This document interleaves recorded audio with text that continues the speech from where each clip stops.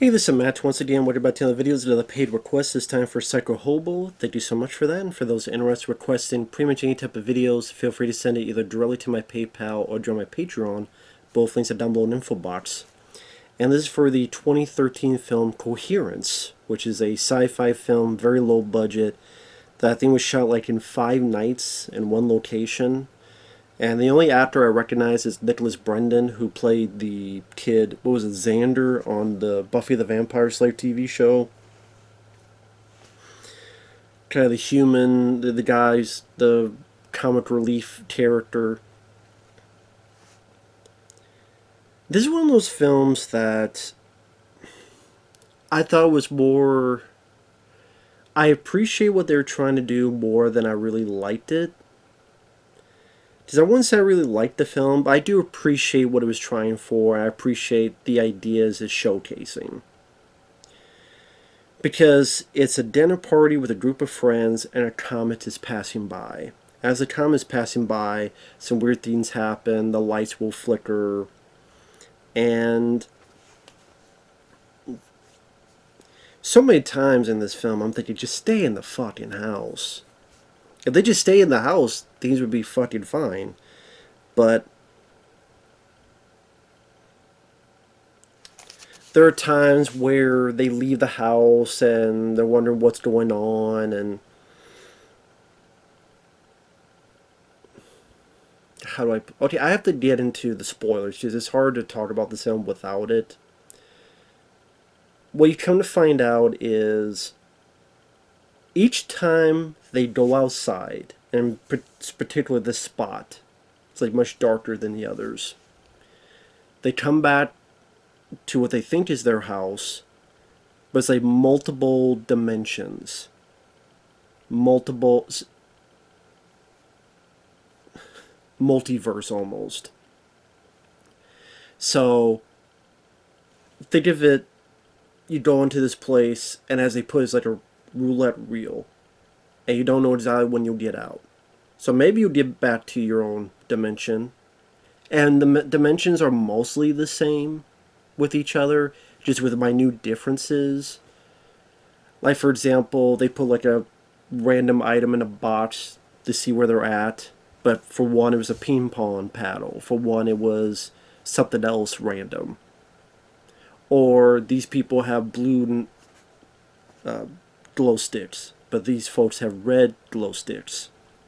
Oh, you were hurt, you got a band-aid, but you have a different band-aid. So each time you leave the house, you end up in a different dimension, but again, mostly similar with little changes. And it's more of understanding what's going on. Thankfully, one of the group knows a lot about comets and is pseudo-scientific. Thank God for that. It got to the point I'm like, just stop fucking going outside, everybody. Just stop fucking going outside and wait till daylight. Just wait till the morning so you can actually see shit. So many times I would yell at the screen, just stop fucking going outside. And some of the characters would say it, but it's like, just stay the fuck inside. Lock the doors. Some go to sleep while some keep watch. Just fucking do that.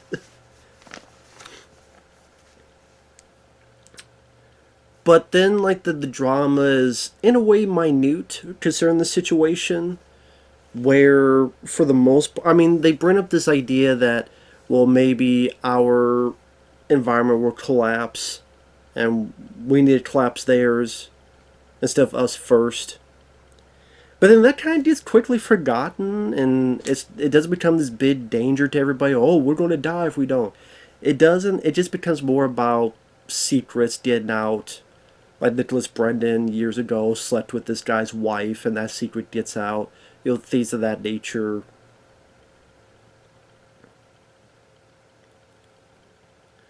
And like I said, the idea of, you know, these doubles and how can you be sure if you're in your own universe if everything mostly looks and sounds the same, and the realization that maybe you're not in your, like, maybe this isn't your husband, or maybe that isn't your boyfriend, or that isn't your friend, and that's what I mean. It's an interesting idea, But as a film, it just wasn't that engaging to me. Just the characters all kind of seem the same, except maybe Nicholas Brendan gives a bit more of the hot-headed guy. But at the same time, there's no true villains in it either. Now, granted, you say that makes it less cliche, so that to be appreciative on that.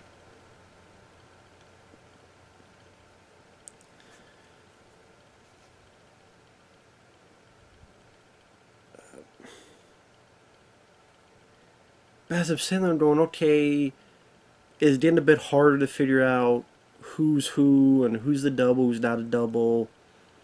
As okay, well, that person went outside, so that's probably a different version of that guy, but these people never left the house, so they're probably the same. Oh, this, I would call our lead lady.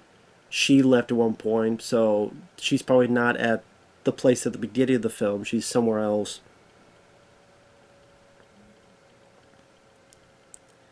And I can appreciate how certain things link up. Like,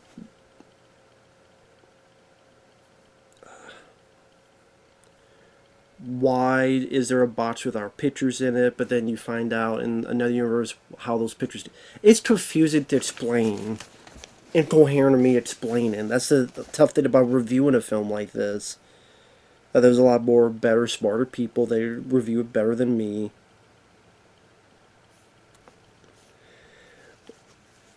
So the plot's going to be hard for me to explain further on. Either watch the trailer and see the film for yourself. It is a low budget film. It mostly takes place in one location.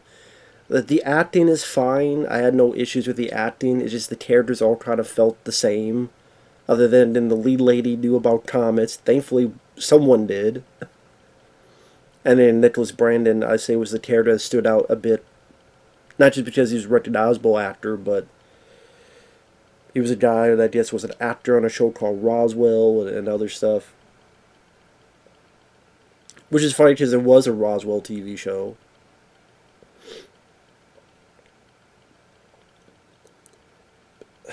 But the way it's filmed bothered me. There's a lot of shaky camera work going on. There's a lot of up close face shots. With people like right up here or right up here. And they're talking. And I guess the director has said that he didn't want to break the momentum what the actors are doing. So that's why he would do that. But just almost like, okay, too close for comfort. Do you back up a bit? It's just not the most visually interesting film to watch. Where again, it's in one location, and again, it's either a lot of shakiness, while up close shots. You know, you're following the person as they walk in. You know, it's not the most visually dynamic film to watch. So I would say the most someone would get out of it is how the script is a bit smarter in terms of trying to connect all these details of these things are happening, but they may be happening at different moments. So, like at the end, near the end of the film, the lead lady's trying to get out, and she finds a place where it hasn't happened yet. Just the friends are laughing and joking, and they haven't gone outside yet. But these similar things will happen. So, like if you're at another house, maybe they haven't now they're taking the pictures, and now they're writing the numbers, and oh, okay, well that's where that came about.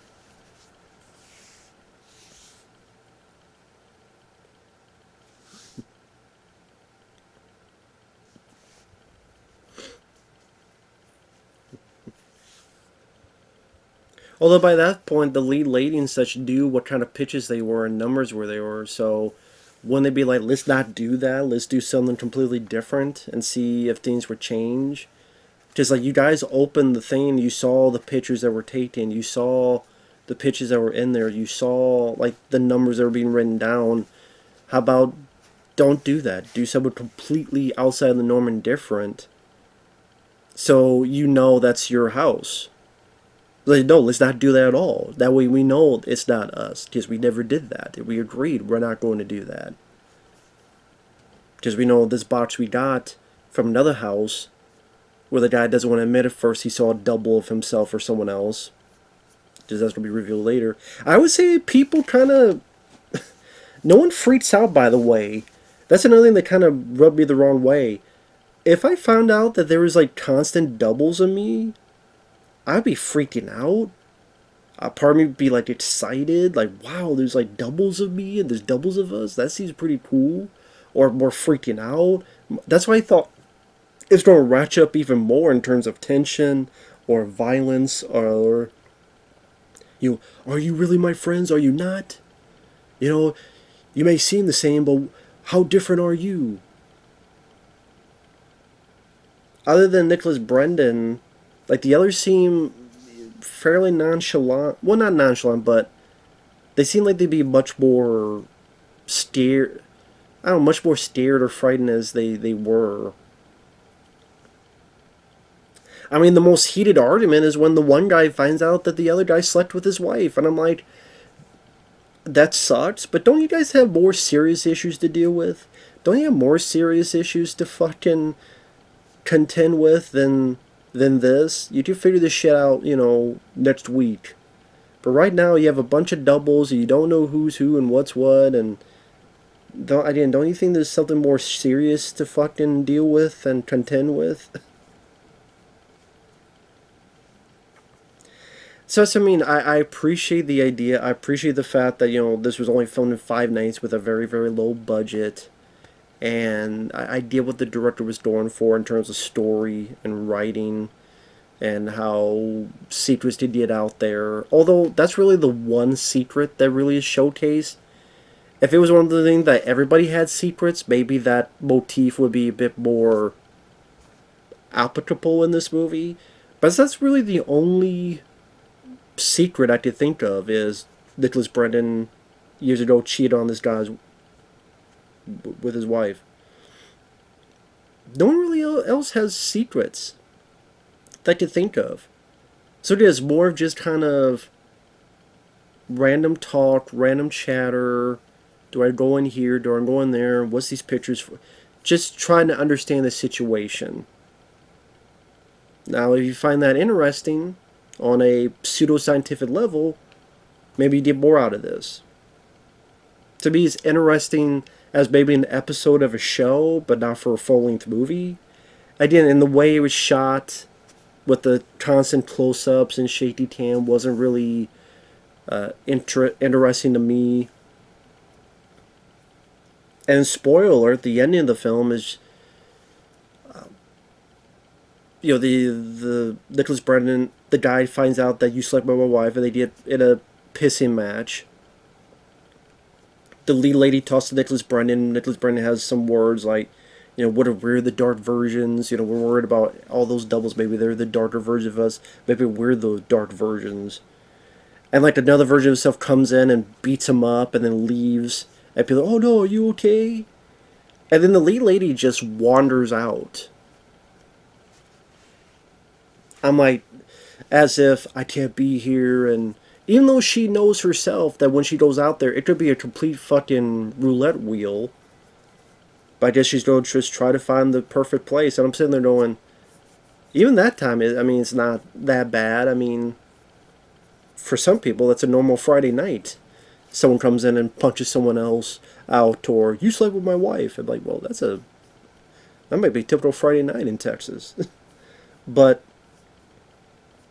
I guess she's just trying to find the right place, and she listened to some windows, and in one of them, I think someone else is with her boyfriend. Another, there's like 2 Nicholas Brendans tied up. Another, there's more arguing going on. And then she finally comes across this place where everything seems normal. I thought this escalated quickly, though. I didn't really see her character being this type of person, so I thought this seemed a bit out the norm. It's been established that one of the characters had this ketamine. And so our lead lady goes in and takes a bit of the ketamine. And earlier in the film it was established that one of the cars was broken, the window was broken, they're wondering what happened. Well, here She breaks the car window. They come out, and she takes her double and she knocks her out, and then puts her in the trunk of the vehicle. And even later on, when she sneaks in, she pretends to be this universe's version of her. Oh yeah, everything's fine and dandy, and they haven't ventured into the dark part of the outside to go into another dimension yet. Then she sees her double crawling, and our lead lady takes her double and puts her in the bathroom, and thankfully no one hears any of this. Where in the bathroom she hits her and is going to leave her in the bathtub. I'm sitting there going, what are you expecting, lady? You're expecting no one else to go into this fucking bathroom? Well, first of all, you're expecting no one to check the fucking trunk of that vehicle? Eventually? Like, yeah, eventually. So, let's say, lady, your plan of knocking out your double or whatever, put her in the trunk of the vehicle. Do you expect no one to ever check the trunk of that vehicle and go, what the fuck? Why does she look like you? Like, what was her plan? Same with you left her in a bathtub. What was your plan? That no one would ever, in the history and the rest of your life, ever enter that bathroom and that bathtub? So she comes out, she faints, she wakes up, it's the next day, things seem to be fine. She's in this universe with this guy she loves, a version of it, I should say. But then the guy gets a phone call as from that universe's double, and then she kind of looks at him darkly, and then the movie ends.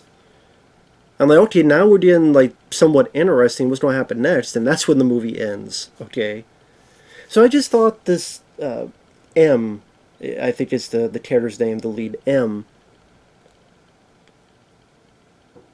Her almost murder, assault, it just seemed, with the way the characters portrayed for the rest of the film, the fact she, like, it would make more sense if it was Nicholas Brennan's character, but not really this character M.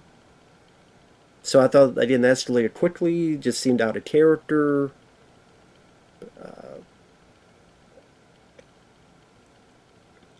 And again, she didn't really have much of a plan.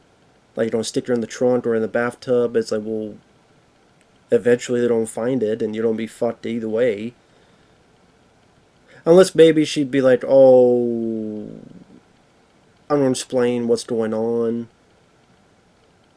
If that's the case, why didn't you just fucking break her neck and then perform a performance that, oh my god, this is crazy.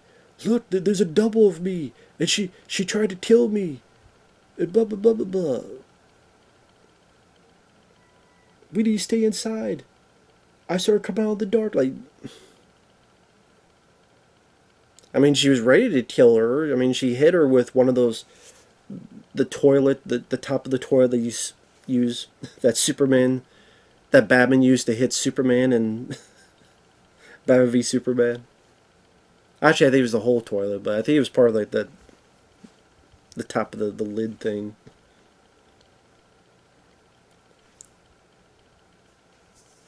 So yeah, if you watch the trailer, or if anything I say is interesting or pseudoscientific, kind of like that movie Primer, where you're into the science of it all and the sci-fi of it all, maybe it'd be more for you.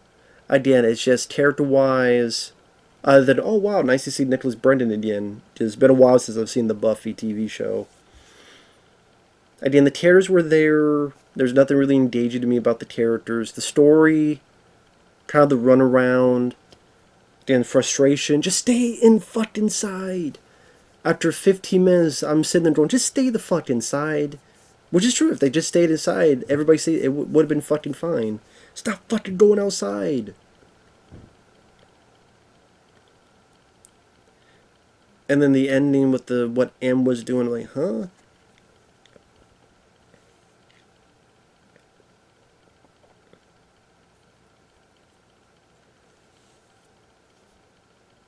I'm, I mean, like, staying where you were wouldn't be that bad compared to like you having to try to kill or knock out your double. It seemed like it would have been easier if you just stayed where you were to begin with. It doesn't seem like this is the easier bit. It seemed like you just made it a lot harder for yourself, especially by the end where now you don't have a lot of questions. You don't have some answering to do.